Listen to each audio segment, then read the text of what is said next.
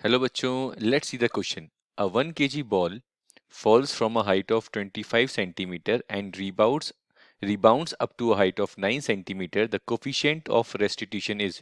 तो यहाँ पे बच्चों आपको कोफिशिएंट ऑफ रेस्टिट्यूशन फाइंड करना है. ओके, तो कोफिशिएंट ऑफ रेस्टिट्यूशन फाइंड करने के लिए आपको बेसिक फॉर्मूला पता होना चाहिए. तो अगर हम यहाँ पे बात करें की कंसेप्ट की, तो यहाँ पे आपको कोफिशिएंट ऑफ रेस्टिट्यूशन का फॉर्मूला चाहिए. तो इस केस में हमारा कोफिशिएंट ऑफ रेस्टिट्यूशन हो जाएगा v बाय यू, क्योंकि यहाँ पे एक 1 kg बॉल की बात करी गई, सिर्फ एक सिंगल बॉल की बात करी गई है, इसलिए यहाँ पे फॉर्मूला यूज करेंगे हम v bye you.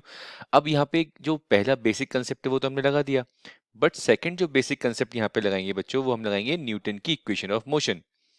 Newton equation of motion. Okay, तो न्यूटन की इक्वेशन ऑफ मोशन हम किस लिए यूज कर रहे हैं? v और u को कैलकुलेट करने के लिए. ओके, तो u इक्वल्स टू एक फॉर्मूला होता है हमारे पास अंडर रूट 2gh, और v इक्वल्स टू फॉर्मूला होगा हमारे पास अंडर रूट 2gh. अब ये कैपिटल h और ये स्मॉल h क्या है वो मैं बता देता हूँ आपको.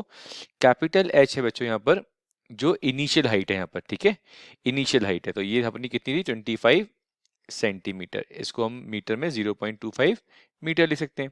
और यहाँ पे जो स्मॉल h है बच्चों, वो स्मॉल h है कि टकराने के बाद, फॉर एग्जांपल देखिए यहाँ पर ये 25 सेंटीमीटर से आपने इसको फॉल किया, उसके बाद ये कितनी ऊपर तक गई? ये 9 सेंटीमीटर तक ही जा पाई, रिबाउंड कर पाई अपनी हाइट को. ठीक है, तो स्मॉल h हमको 9 सेंटीमीटर है, इसको आप लिख सकते हैं 0.09 मीटर. ओके, तो ये हमारे पास मीटर है, और ये हमारे पास ये वैल्यू हमारे पास सेंटीमीटर से मीटर में हमने कैलकुलेट कर लिया. अब हम ये वैल्यूज पुट कर लेंगे, तो यू आ जाएगा हमारे पास कितना? अंडर रूट 2, जी की वैल्यू हमारे पास 9.8 होती है, हमको मालूम है, और ये आ जाएगा 0.25.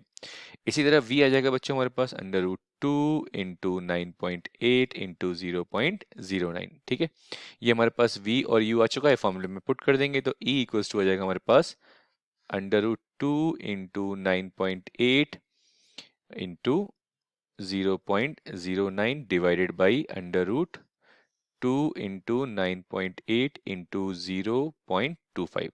इसको हम जब सॉल्व करेंगे फाइनली, तो ये हमारे पास आएगा 0.09 डिवाइडेड बाई 0.25. इसको हम और सॉल्व कर लेंगे, तो ये वैल्यू आ जाएगी हमारे पास 0.6. तो हमारा कोफिशिएंट ऑफ रेस्टिट्यूशन जो है वो आ गया बच्चों 0.6. तो करेक्ट ऑप्शन चेक कर लेते हैं एक बार. तो फर्स्ट ऑप्शन ही हमारा करेक्ट ऑप्शन है. ओके बच्चों, second incorrect, third is also incorrect, fourth is also incorrect. So our correct option is first. I hope this solution is clear to you. All the very best बच्चों.